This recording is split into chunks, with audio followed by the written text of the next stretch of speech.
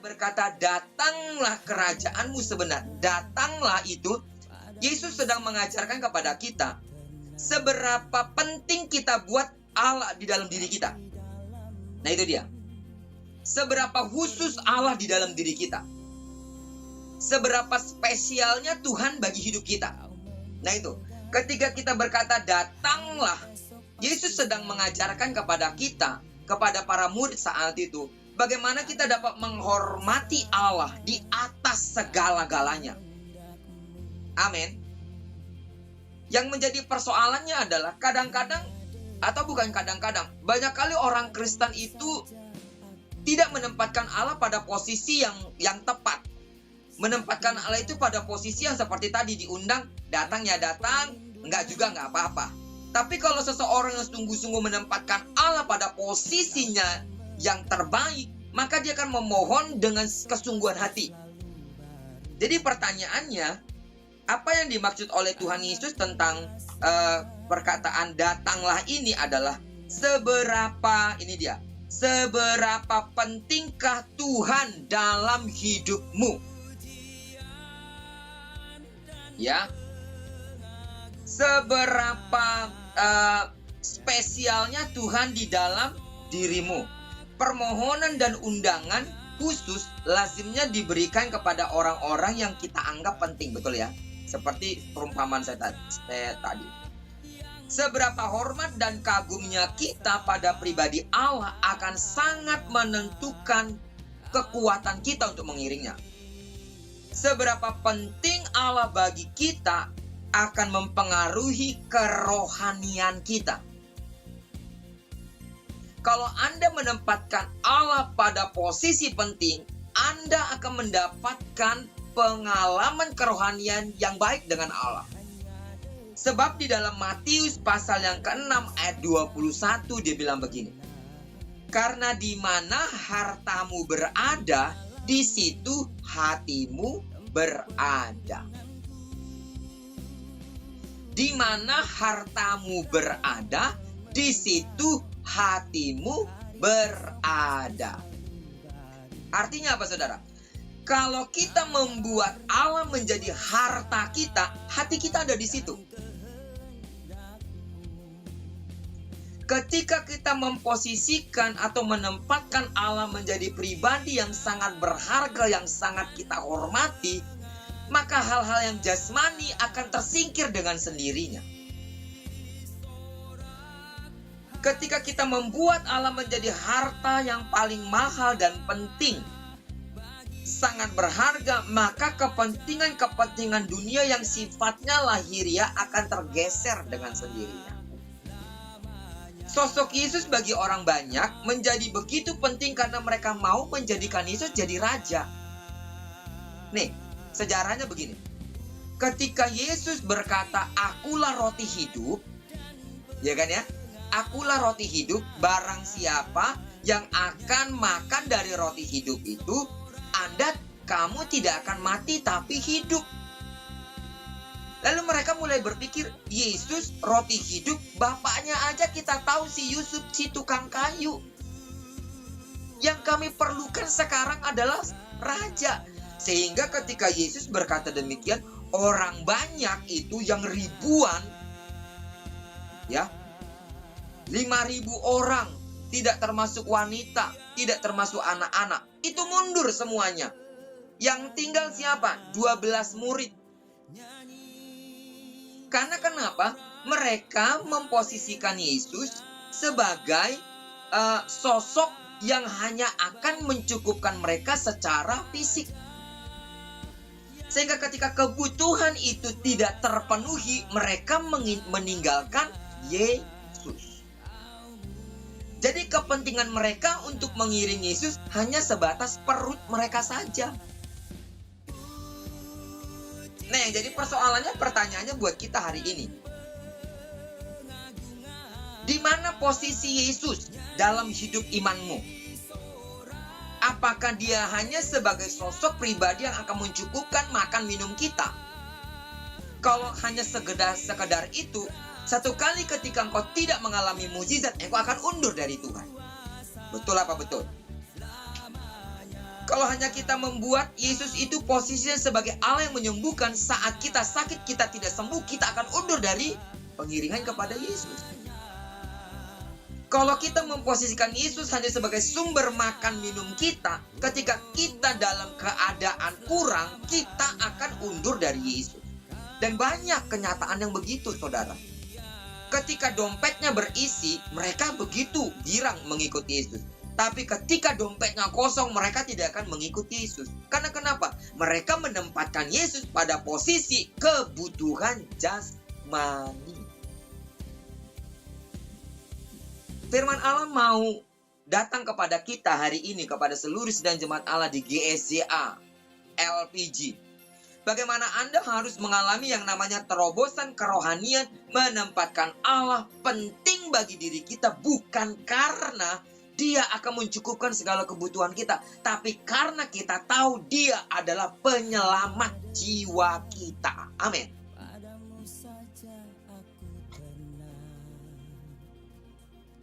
Karena kalau kita menempatkan Allah hanya pada posisi-posisi penting di dalam diri kita, hanya sebatas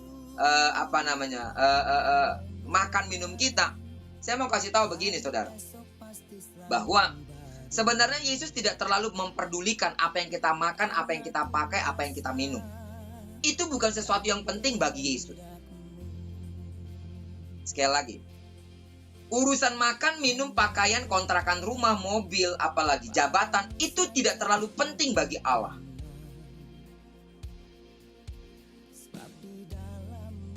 Yang penting bagi Allah adalah jiwa kita diselamatkan. Kenapa saya berani berkata demikian? Kalau kita melihat di dalam kitab Kejadian pasal yang pertama, ketika Adam dan Hawa ada di Taman Eden, ketika hari pertama sampai dengan hari kelima diciptakan semuanya, dijadikan semuanya, binatang-binatang ada di darat, yang ada di laut, semua tumbuh-tumbuhan yang ada di darat, yang ada di laut, semua cakrawala yang ada di langit, semua dijadikan Allah. Lalu hari ke-6 Allah menciptakan manusia. Dan ketika Allah menciptakan manusia, Allah berikan perintah kepada Adam dan juga Hawa. Ini saudara harus benar-benar pahami. Kenapa saya katakan bahwa sebenarnya tidak terlalu penting bagi Allah untuk membuat Anda atau untuk mengurusi makan minum kita. Tidak terlalu penting bagi Allah. Karena pada dasarnya Allah sudah bilang begini kepada Adam dan Hawa dan kepada kita kepada kita. Taklukkanlah bumi. Berkuasalah atas semua ciptaan. Tuhan memberikan Anda potensi untuk menaklukkan bumi. Tuhan memberikan potensi bagi kita untuk berhasil di muka bumi.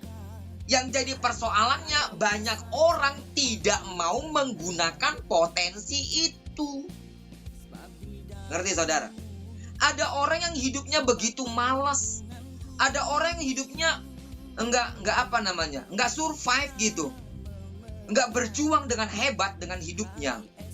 Ketika membuka usaha, atau ketika bekerja, atau ketika melakukan sesuatu, gajinya cuma segini.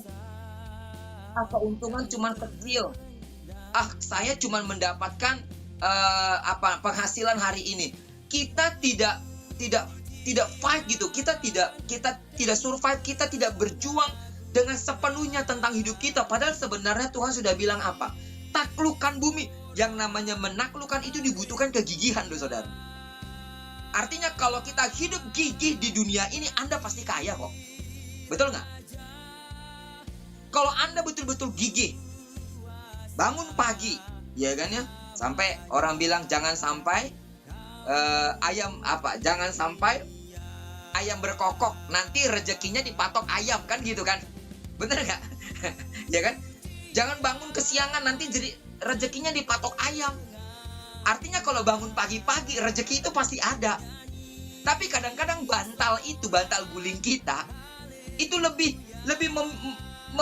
memikat kita untuk tidur, lalu kita malas. Orang-orang kaya itu, saya selalu punya istilah begini, kalau hidup di Jakarta itu ternyata, kepala jadi kaki, kaki jadi kepala baru bisa hidup di Jakarta. Kalau malas-malas mah nggak bisa, saudara. Betul ya? Kepala harus jadi kaki, kaki jadi kepala, itu pasti berhasil deh. Anda buka buka usaha, bikin kepala jadi kaki, kaki jadi kepala, pasti berhasil. Misalnya seperti Siska kan ya, Momo Kitchen, kepala jadi kaki, kaki jadi kepala. Terus dikerjakan dengan baik, dikerjakan dengan ulet. Seperti Ibu Ruby dan juga Hendrik dengan Sisil, dikerjakan dengan baik, dikerjakan dengan ulet. Hari ini keuntungannya 50.000, nggak apa-apa, dikerjakan dengan baik. Promosi baik-baik, lalu dikelola dengan baik. Apa yang kurang di warung saya?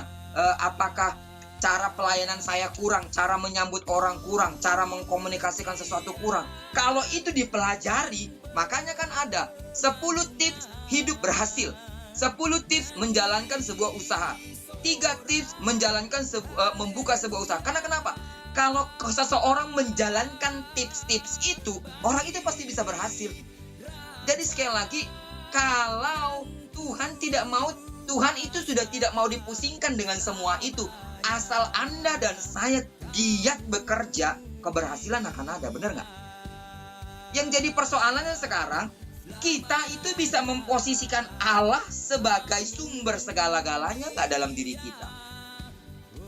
Kalau kita berusaha dengan baik, bekerja dengan giat, bahkan Tuhan bilang sendiri apa? Sementara kita tidur aja Tuhan memberkati kita kok, apalagi kita kerja, itu maksud saya.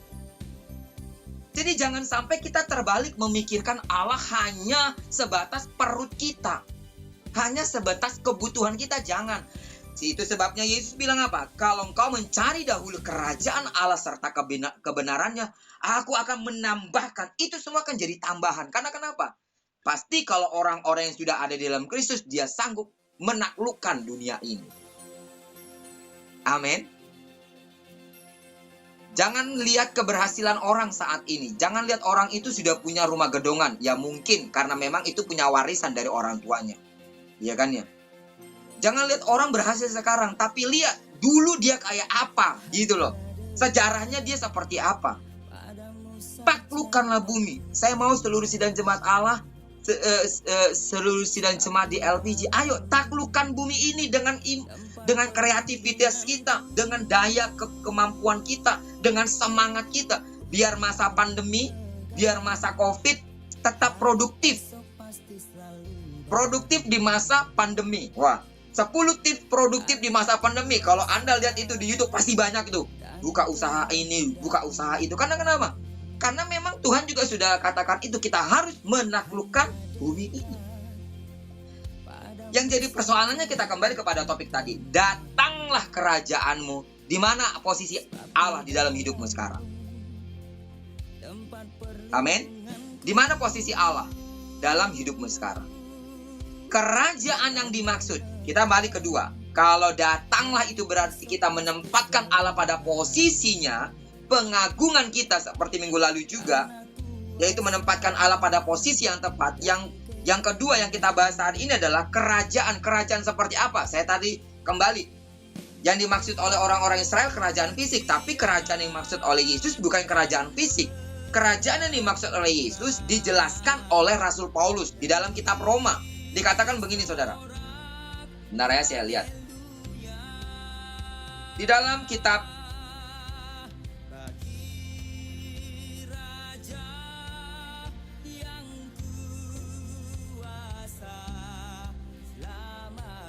bentar ya, saudara.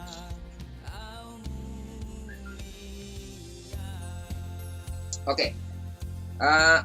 Sebentar lagi. Di dalam kitab Roma pasal 14 ayat 17. Saya akan jelaskan ini sedikit. Tentang kerajaan lebih detail. Lebih jelas. Roma 14 ayat 17. Sebab kerajaan Allah bukan soal makanan. Perhatikan ini. Kerajaan Allah bukan soal makanan. Bukan soal minuman. Tetapi yang pertama soal kebenaran. Yang kedua soal damai sejahtera. Yang ketiga soal sukacita yang dikerjakan oleh Roh Kudus. Kebenaran itu berarti Yesus. Kerajaan Allah itu bicara tentang Yesus. Yesus yang membenarkan saudara dan saya, yang melayakkan kita memanggil Abba ya Bapa. Amin. Jadi kerajaan Allah itu bicara soal Yesus. Yang kedua, kerajaan Allah itu bicara soal damai sejahtera. Damai sejahtera yang dimaksud apa? Ketika kita bershalom. Tahu nggak bershalom? Bersalom itu berdamai dengan Allah. Kerajaan Allah itu bicara tentang Yesus yang membenarkan kita. Kerajaan Allah itu bicara tentang hubungan kita yang telah pulih di hadapan Allah. Yang ketiga, kerajaan Allah itu bicara tentang sukacita. Sukacita yang seperti apa? Sukacita yang dikerjakan Roh Kudus. Karena ada sukacita yang tidak dikerjakan oleh Roh Kudus. Sukacita yang tidak dikerjakan oleh Roh Kudus, kalau dompet kita penuh, kita bersukacita. Itu bukan Roh Kudus. Ketika ada makan minum, kita beres semuanya, ada orang yang happy. Itu bukan pekerjaan Roh Kudus. Pekerjaan Roh Kudus justru bertolak belakang. Saat kita sakit, kita bersukacita. Itu yang dikerjakan Roh Kudus. Saat kita nggak punya uang di dompet kita, kita bersukacita. Itulah yang dikerjakan Roh Kudus. Saat kita tidak memiliki harapan, tapi kita tetap memiliki harapan, kita bersukacita. Itulah yang dikerjakan Roh Kudus. Itu sebabnya dikatakan apa? Sukacita yang dikerjakan oleh Roh Kudus. Karena apa? Ada sukacita yang tidak dikerjakan oleh Roh Kudus.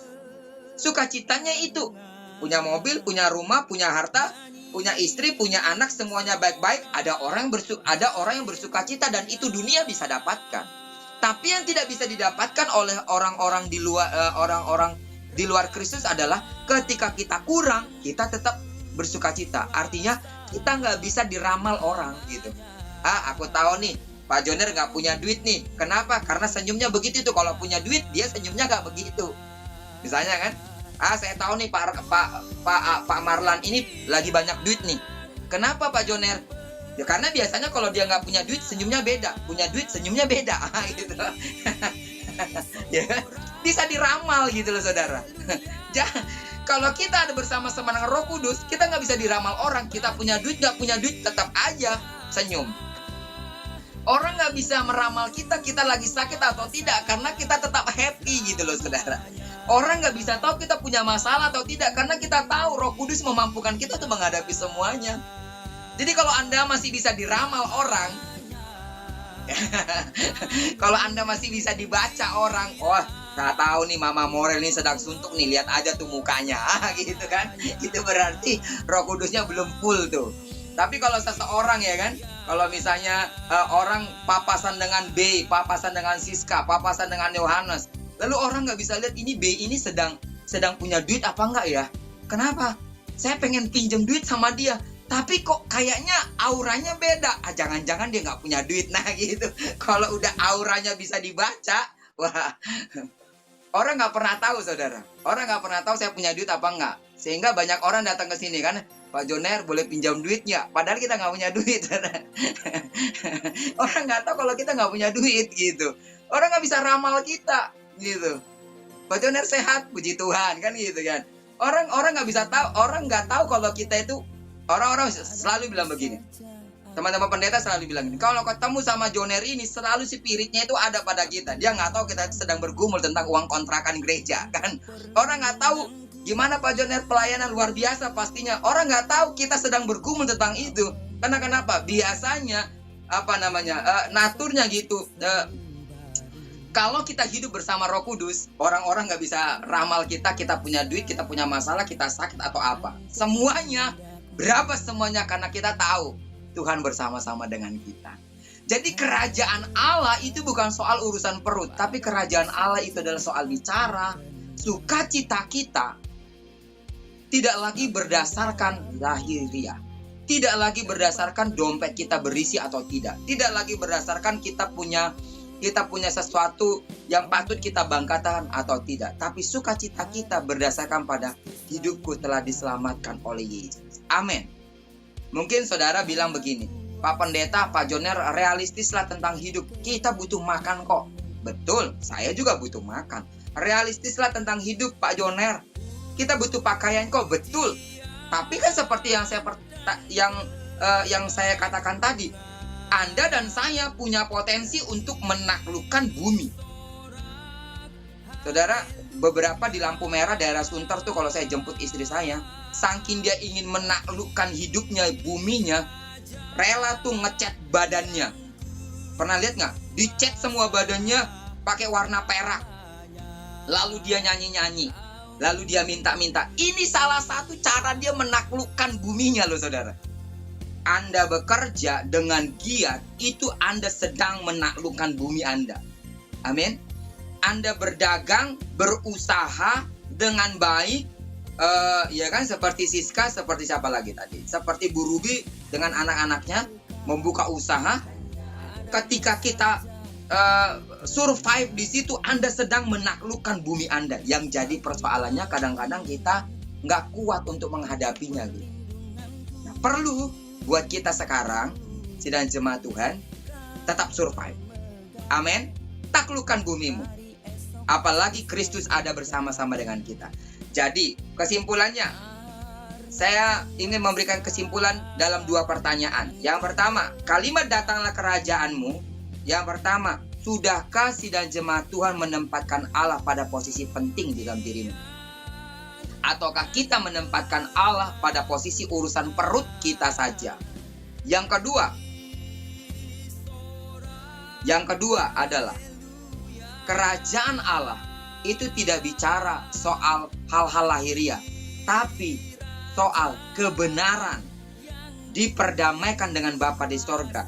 Dan yang ketiga, di dalam hal kerajaan Allah katanya apa? Sukacita yang dikerjakan oleh Roh Kudus. Amin. Jadi, datanglah kerajaanmu, itu artinya kita menempatkan Allah pada posisi terpenting dalam diri kita. Datanglah kerajaanmu, itu kita membuat Allah itu adalah sumber keselamatan jiwa kita. Kita menempatkan dia pada posisi yang benar, di mana kita tahu kita telah diperdamaikan oleh Allah, dan sumber sukacita kita sekarang bukan lagi urusan dompet, tapi karena Roh Kudus mengerjakan di dalam kita pekerjaan-pekerjaan luar biasa. Kita tidak dapat diramal oleh orang lain karena Roh Kudus memampukan kita untuk menghadapi setiap peristiwa di dalam diri kita. Amin. Datanglah kerajaan. Amin. Tuhan Yesus memberkati kita semua. Mari kita sama-sama berdoa. Bapa yang baik dalam surga, aku berdoa untuk seluruh sidang jemaat. Jadikan mereka menjadi orang-orang, menjadi sidang jemaat-Mu yang menempatkan Engkau pada posisi terpenting di dalam diri mereka. Tidak menempatkan Engkau hanya sebatas urusan-urusan lahiriah kami, tapi menempatkan Allah sebagai sumber keselamatan jiwa kami. Berkati seluruhnya sidang jemaat-Mu yang sudah datang hari ini. Bapa, tolong mereka Tuhan, supaya mereka dapat menaklukkan bumi di mana mereka berada, usaha pekerjaan mereka.